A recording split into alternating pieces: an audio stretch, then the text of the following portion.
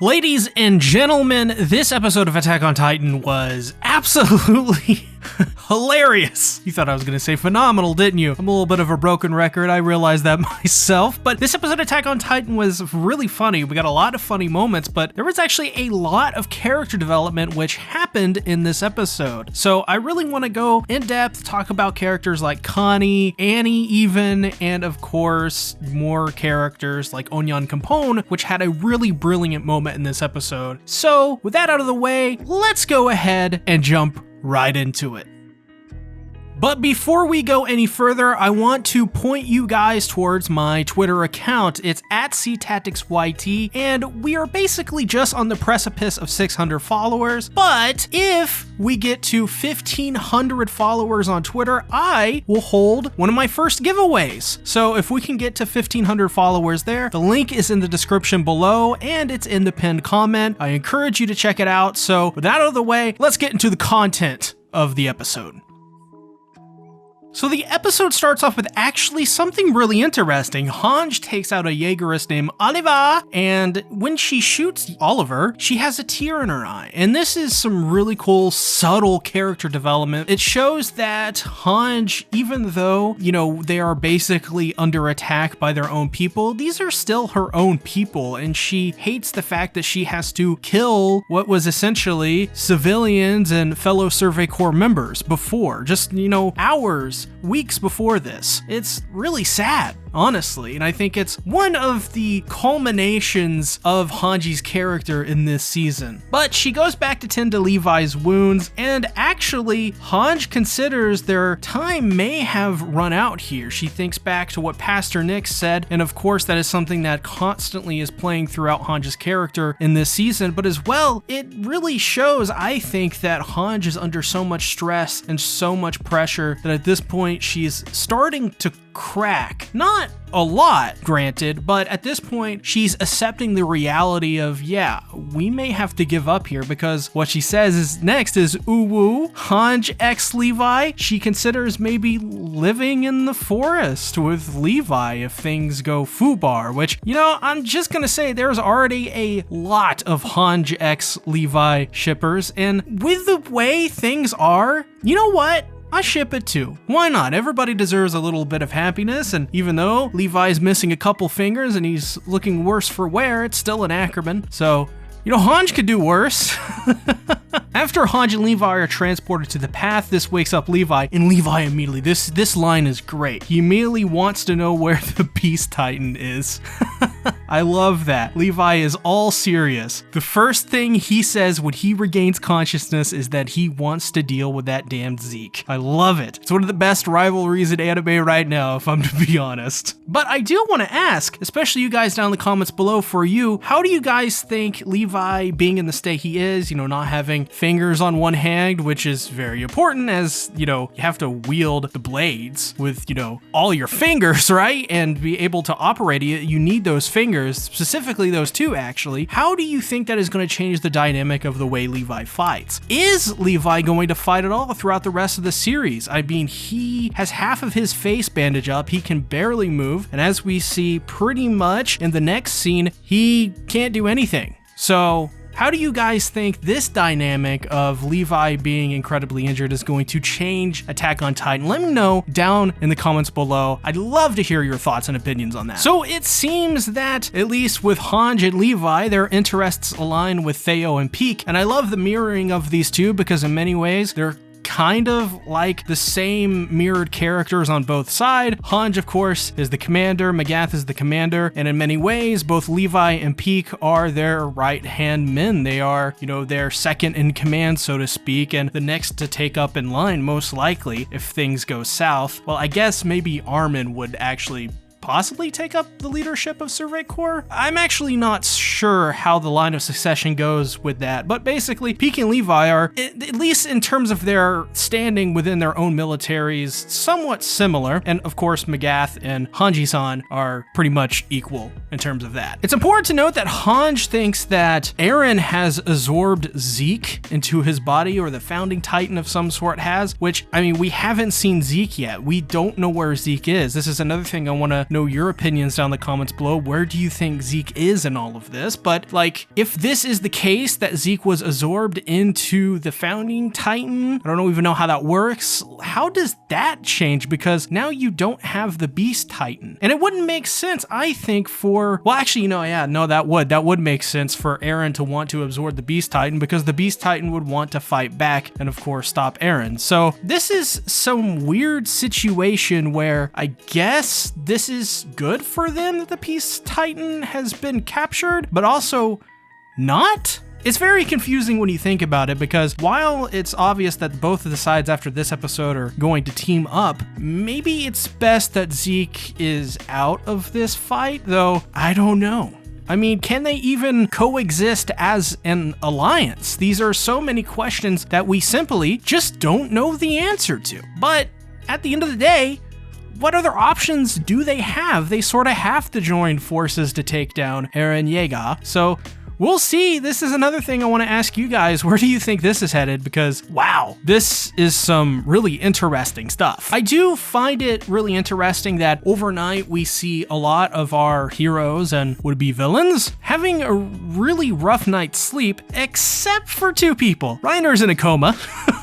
Which is funny, just because the way he's sleeping with the apple and all of the utensils for drinking there for him when he wakes up. And of course, Hitch, who is she is a heavy sleeper. We love Hitch. She's great. Hitch is just like all of us, guys. She is just like all of us. And that is what makes Hitch best girl. She's great. So Connie is surprised at how trustworthy Falco is of him, and in this moment, what he's about to do, he wonders what Sasha would think of him, and this makes sense for Connie's character, as Sasha is, was really big with John and Connie, and in many ways, after Sasha's death, wow, I can't speak, sorry, I have a little bit of a speech impediment, and I also need some dental surgery, but besides the dental surgery, it's one of those things where after she died, the group wasn't ever the same again, right? Because Sasha is the beating heart of Attack on Titan. I, of course, made a huge video about this way back when. You can click on the cards there if you want to go and watch that. It's a really good video. But this is something I think relates to many people. I think we've all lost somebody in our lives. And I think that sometimes when we need an example in our lives, we think of those people that have passed and try to see what examples they put forth and to implement those in your own life. And I think this is a really touching scene in many ways. Though they arrive at Ragako village, and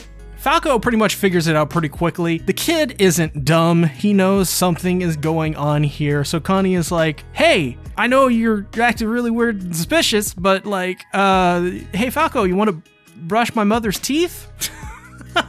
This scene right here is meme worthy, my friends. This is basically Yelena number 2. I mean, it's basically the exact same template, but with now brushes and brooms. So now we have something extra to put text over in these memes, which is gonna make it really fun. I can foresee Yelena getting the Goku treatment for one of them, and then for Connie, it's just Vegeta. That would be great. But Gabby and Armin arrive, and it's pretty much revealed, and hey, bad things are gonna go down. So Connie takes Falco hostage and goes to actually try and, feed Falco to his mother, but it's actually Armin who goes and basically calls Connie's bluff. And from there we have one of the, in my opinion, most important conversations for Connie's character, and the last thing I think his character arc needed in this series. I think his character from this point onwards is done. We finished the arc of Connie's character. Of course, we're in the final season, so I think we can say that pretty safely. Connie realized that turning his mother into a Titan shifter would just probably make her suffer even more. And that's what Armin was really trying to do in all of this. Do you really want to make your mother a Titan shifter? It's really easy in the moment to say, yes, I do, as there's a bandsaw going off. I apologize. We're in the middle of renovating our house. We're moving out into another house, but sorry, hope the music covers that up. But basically, Connie realizes that this would be a very bad idea, and it would just hurt her mother more in the long run, and it would hurt Connie as well, because now Connie would have to take most definitely his mother out to war.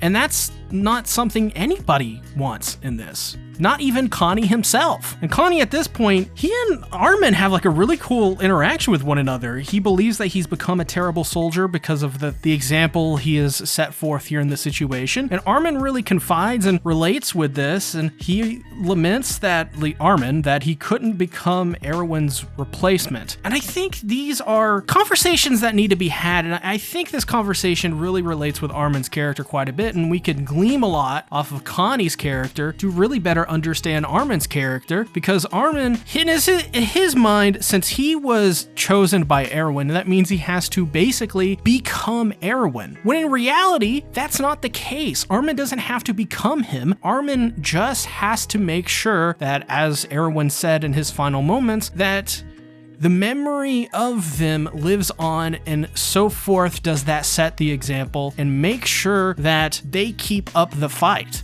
That's the only thing Erwin wanted, was to rage on. That's it. It's up to Armin to take that life that was, chosen to be extinguished in favor of his own and move forward with that and accept that and gain and grow strength from that moment, and make sure that he sets forth example, make sure that he doesn't forget the memories of Erwin and tells those stories to would-be soldiers or whatever it may be, whatever the situation is. And I think the way that he's approaching it is wrong, but I also think at the very same time, it's only natural that he approached that way. He, after all, has survivor's guilt. So it's really cool stuff with Armin's character. I greatly enjoy it, and I can't wait to see how his character from here on out kind of develops in this story. So this scene is actually really cool. If you guys haven't seen season 1 in a while, you may not get this, but I'll try to describe it the best way I can. Mikasa's scarf is with Lewis. This is her name. If you don't know who Lewis is, she was in the final season, but she was also in season 1. If you remember I don't remember what episode it is, but basically if you remember that bourgeois guy that was blocking the path when the Titans were attacking, when Mikasa, pulled her sword out after killing the Titan in front of all those people and said, move your car out of the way and let these people through, or I'm basically going to kill you. The really badass Mikasa introduction scene we all fondly remember and love. The little girl, if you remember in that scene, the blonde little girl, that's Lewis. And in this scene, she says that all she ever wanted to do was basically achieve what Mikasa has and to be able to chase after her, and that was her goal. She's infatuated with this idea of who Mikasa is because Mikasa is her hero. Mikasa saved her, gave her an example of what to be as a soldier, but as well as a person, and that in turn led Lewis to do the things that she did by becoming a Jaegerist, and she doesn't regret those things. It's a very interesting character, I think, and I may make a whole video about her. If you guys want to see me talk about Lewis in a video, please put down the comments below and make sure to drop a like on the video. So after a meeting with the Jaegerists where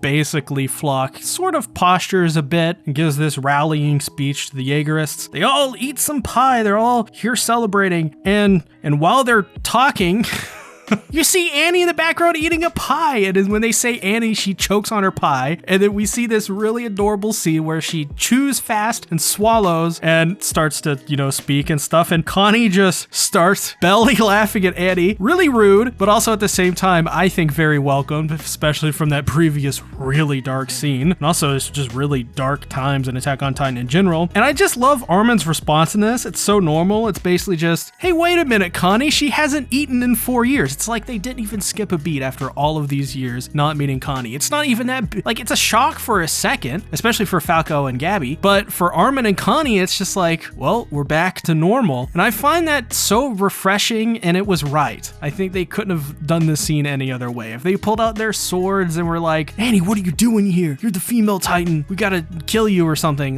This needed to be what it was. It needed to be a lighthearted scene, and it was a great scene. That's why Annie's in the thumbnail. It's one of the best scenes, at least from the humorous perspective, one of the best humorous scenes in Attack on Titan final season, in my opinion. Maybe the best. Also, Hitch got ditched.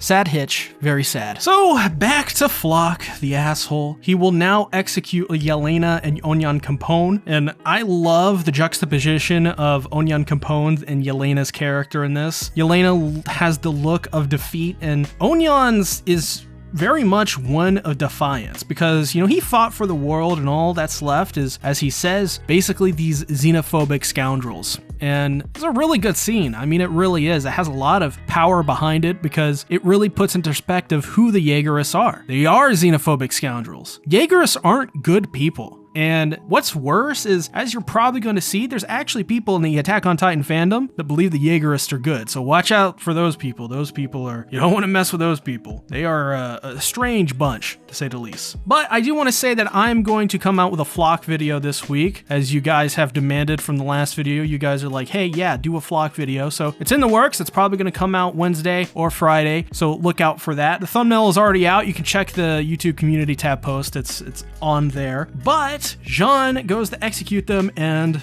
misses. And Flock is confused, and I love the confusion on his face. He's just like, boy, Jean. And Peak shows up, and Peak swallows them all, and it was actually the plan all along for them to do that, for Peak to come and rescue them. And I don't know how they were able to think of that plan. I hope they explain it in the next episode, because it was a brilliant plan to have Peak come out of nowhere and capture them and escape. In many ways, it mirrors the scene in the episode Hero, I think. So that's really cool if you've noticed it. So John, yeah, he's never getting in a Titan's mouth again. He starts vomiting.